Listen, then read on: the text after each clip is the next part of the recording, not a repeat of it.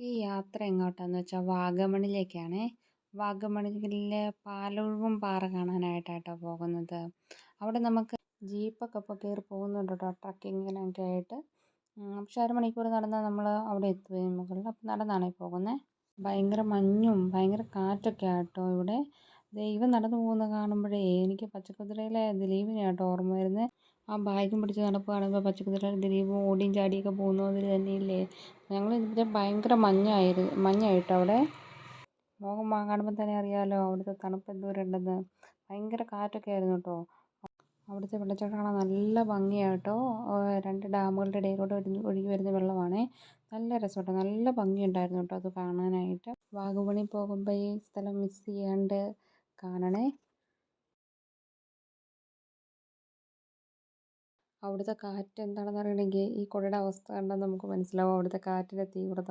അങ്ങനെ ഞങ്ങൾ കുടയെല്ലാം ഇവിടെ ഉപേക്ഷിച്ച് തിരിച്ച് യാത്രയായി.